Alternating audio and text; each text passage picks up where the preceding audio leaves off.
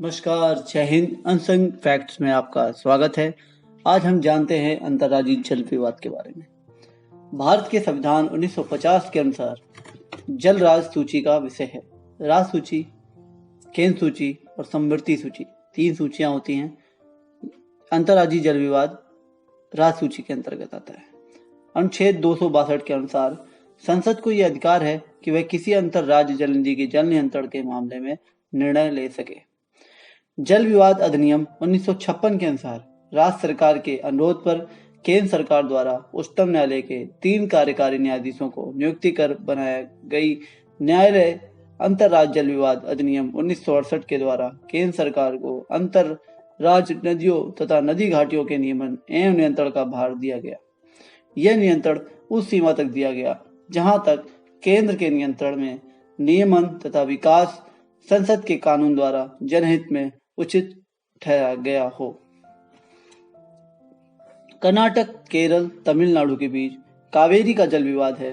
महाराष्ट्र, कर्नाटक तथा आंध्र प्रदेश के बीच कृष्णा नदी का जल विवाद है। आंध्र प्रदेश तथा कर्नाटक के बीच तुंगभद्रा नदी का जल विवाद है। आंध्र प्रदेश, मध्य प्रदेश, महाराष्ट्र तथा उड़ीसा के बीच गोदावरी नदी का जल विवाद है। गुजरात, मध्य प्रदेश, महाराष्ट्र तथा राजस्थान के बीच नर्मदा जल का विवाद है। पंजाब, हरियाणा, राजस्थान, दिल्ली तथा जम्मू एवं कश्मीर के बीच रावी, व्यास तथा सतलज का जल विवाद है।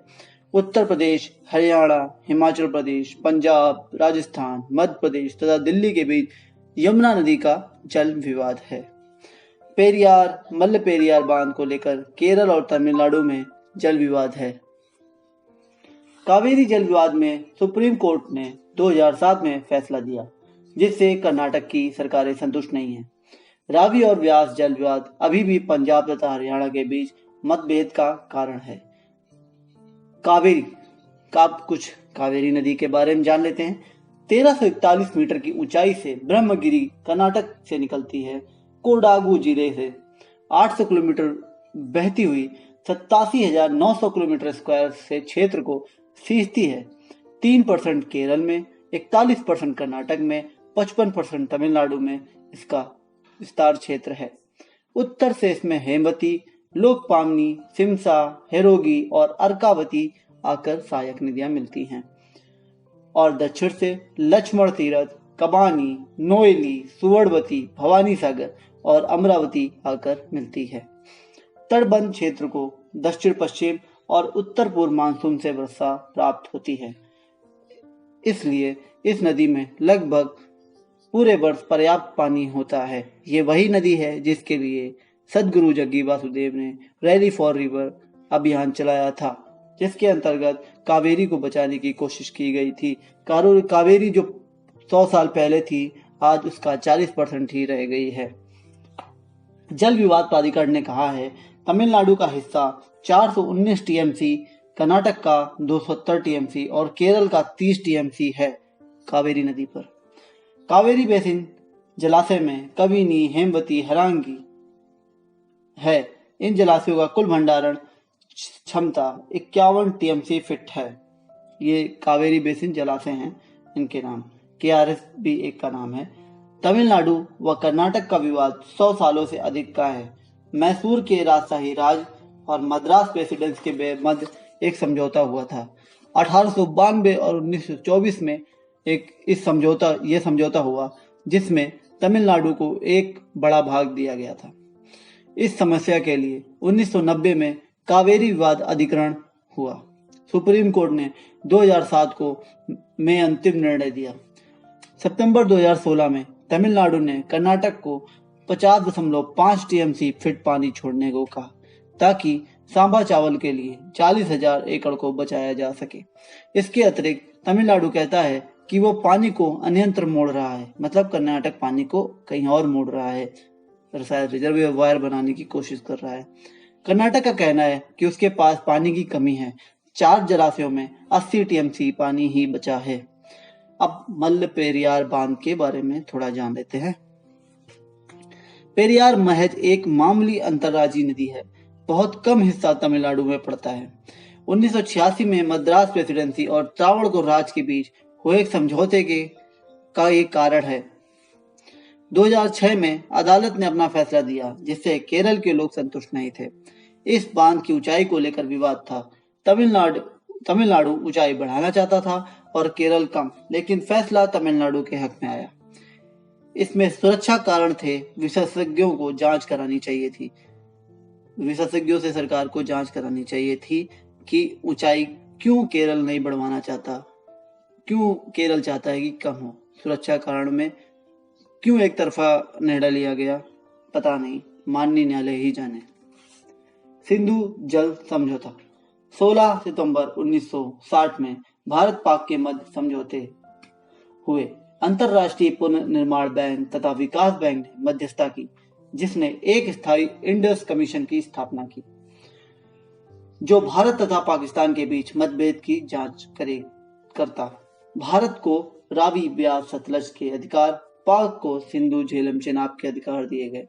सालाल, दुलहस्ती, बगलियार परियोजनाओं, चिनाब नदी के लिए भारत तथा पाकिस्तान के बीच समझौता दोनों देशों का उत्तम उदाहरण है। अब भारत तथा बांग्लादेश के बीच जो जल बंटवारा हुआ उसको देखते हैं। भारत तथा बांग्लादेश के बीच गंगा जल बंटवारा 12 सितंबर 1996 को हुआ। समझौता एक 30 वर्षीय समझौता है। छीड़ काल में 1 मार्च से 10 मई के बीच अपनी जरूरतों के लिए 10-10 दिनों तक प्रत्येक देश 35,000 क्यूसेक जल का प्रयोग करेंगे। अब भारत नेपाल के बारे में। भारत नेपाल से महाकाली परियोजना कर रहा है। भूटान संकोच नदी से तीस्ता तथा तीस्ता से फरक्का बांध तक 12,000 क्यूसेक जल का आपूर्ति के लिए सहयोगशील है, जो भारत बांग्लादेश के द्वारा बांटा जाएगा। भारत भूटान से 4,000 मेगावाट बिजली अपने राष्ट्रीय बिजली ग्रिड के लिए खरीदेगा। अब थोड़ा राष्ट्रीय जल ग्रिड को जान लेते हैं। भारत सरकार ने वर्ष 2016 में नदियों को जोड़ने के लिए 56,000 करोड़ रुपए खर्च करने की घोषणा की। मांग कावेरी संपर्क नहर, जो सोन, नर्मदा, ताप्ती, गोदावरी, कृष्णा, पेनार तथा कावेरी के बेसिनों से होकर गुजरती है। ब्रह्मपुत्र गंगा संपर्क नहर, जो बांग्लादेश शहर होकर गुजरती है। नर्मदा शहर नहर, जो गुजरात तथा राजस्थान से होकर गुजरती है। चंबल से लेकर मध्य राजस्थान के बीच नहर। पश्चिमी घाट की नदियों से पूर्वी की ओर संपर्क नहर है। ये सब आने वाली संभावित परियोजनाएं हैं। अब जान लेते हैं गंगा कावेरी संपर्क नहर। भारत सरकार के आग्रह पर संयुक्त राष्ट्र संघ की एक टीम ने गंगा कावेरी संपर्क नहर पर एक योजना रिपोर्ट तैयार की है। इसके तहत गंगा में बाढ़ को खत्म करना और मध्य भारत में पानी की आपूर्ति सुनिश्चित करना है। गंगा को कावेरी नदी में एक कृत्रिम नहर द्वारा 2,636 किलोमीटर जोड़ा जाएगा। नहर बिजली उत्पादन, पर्यटन, पीने का पानी, सिंचाई के लिए जल प्रदान करना इस नहर का काम होगा। इस योजना के तहत पटना के निकट बांध बनाकर गंगा से 60,000 क्यूसेक पानी लेने का प्रस्ताव किया गया है। इसके तहत बड़े पंपों के द्वारा पानी को नर्मदा बेसिन लाकर एक जगह इकट्ठा किया जाएगा। वहां से यह गुरुत्व से पश्चिमी तथा दक्षिणी दिशा में गड्ढों और नदियों द्वारा आगे बढ़ेगा। यह नर्मदा तथा गोदावरी के बाढ़ के जल का भी प्रयोग करेगा। गंगा पानी को वर्षा ऋतु के 4 जुलाई से अक्टूबर तक ही लिया जाएगा, जो औसतन 1 लाख क्यूसेक होगा। कितनी बड़ी अमाउंट है जो हर साल बर्बाद जाती है बंगाल की खाड़ी में मिलकर। ये सभी सूखे क्षेत्रों से निकलेगी। अधिक जल पंपों से राजस्थान, गुजरात, महाराष्ट्र और अन्य राज्यों के सूखे राज्यों में जल भेजा जाएगा। ये जल लगभग 50,000 क्यूसेक होगा। पटना का एक स्थान जिसकी ऊंचाई समुद्र तल से 46 मीटर है, इस योजना का शुरुआती बिंदु है। ये गंगा के अतिरिक्त जल को एकत्रित करेगा। यहाँ से पंप के माध्यम से पानी को नर्मदा और सोन नदी के जल विभाजकों के बीच पंप किया जाएगा। 335 मीटर से 440 मीटर की ऊंचाई तक जल को इस प्रक्रिया द्वारा उठाया जाएगा। यहाँ समुद्री सतह से 423 मीटर ऊपर नर्मदा पर बागरी जलाशय है। यहाँ से नहरों द्वारा जल को दक्षिणी क्षेत्र में पहुंचाया जाएगा। यह जल प्रणाली वेनगंगा, प्राणहिता तथा गोदावरी के प्राकृतिक जल संसाधनों का उपयोग करेगी तथा कृष्णा एवं पेन्नार को पार कर कावेरी के ऊपरी धारा में जा मिलेगी।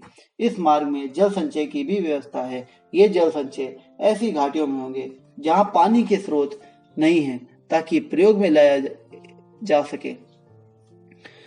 मार्ग में जल को नर्मदा तथा तापी नदियों में जोड़ा जाएगा।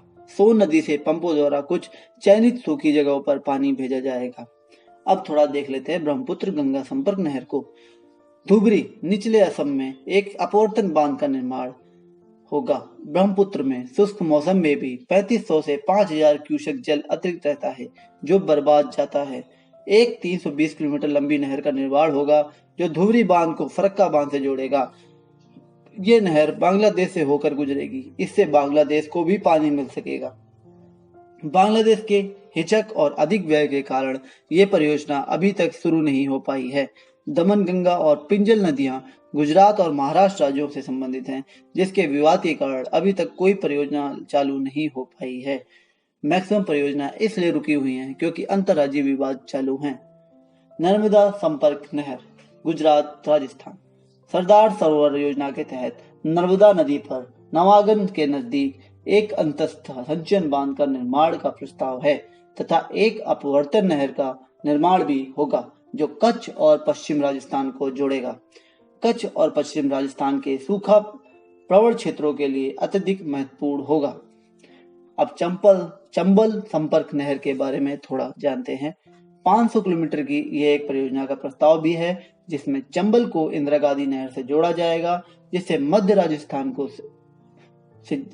राजस्थान को पानी मिलेगा। इसके अलावा चंबल पार्वती नदी से, बेतवा केन नदी से, घाघरा गंगा जमुना नदी से, गंडक गंगा नदी से, मेची कोसी गंगा नदी से, पार तापी नर्मदा नदी से, महानदी गोदावरी आदि भी नहरें विचाराधीन हैं। अब एक और परियोजना विचाराधीन है, पश्चिम घाट की नदियों को पूर्व की ओर लाना। पश्चिम घाट की नदियों में वर्षा ऋतु में आवश्यकता से अधिक अफवाह होता है। खड़ी ढाल तथा संकीर्ण तटीय मैदान के कारण जल की एक बड़ी मात्रा अरब सागर में गिर जाती है। इस जल का अपवर्तन पश्चिम घाट की वृष्टि छाया वाले क्षेत्रों के लिए किया जा सकता है। जो वेस्टर्न घाट है, उसके जो पर्वत है बहुत ऊंचे हैं। मानसून उनसे टकराता है और वहीं बरस जाता है। उसके इस पार, उसके पूर्व की ओर वृष्टि छाया प्रदेश हो जाता है, वहां बरसात नहीं होती। तो अभी उस एरिया को सिंचित बनाने के लिए जो यहाँ पे मानसून में एक्स्ट्रा पानी होता है, जो अरब सागर में मिल जाता है, उसको वहां से अपवर्तन करके इस एरिया में लाया जाएगा, जिससे वहां के लोग पानी को प्राप्त कर सकें। पेरियार विपयन योजना, ये इसी का उदाहरण है जो काम यहाँ पे हुआ है। पश्चिम की नदियों को पूर्व की ओर बहाने वाला पानी कैसे पहुंचाया जाता है, देखिए जरा। पेरियार विपयन योजना, जिसका निर्माण अनेक वर्षों पहले आरंभ हुआ, एक प्रकार की ऐसी ही योजना है जिससे पश्चिम की ओर बहती हुई पेरियार नदी को एक बांध में एकत्रित करके सुरंग द्वारा तमिलनाडु भेजा जाता है। ऐसी योजनाओं का क्रियान्वयन पश्चिम घाट की दूसरी नदियों के लिए भी किया जा सकता है।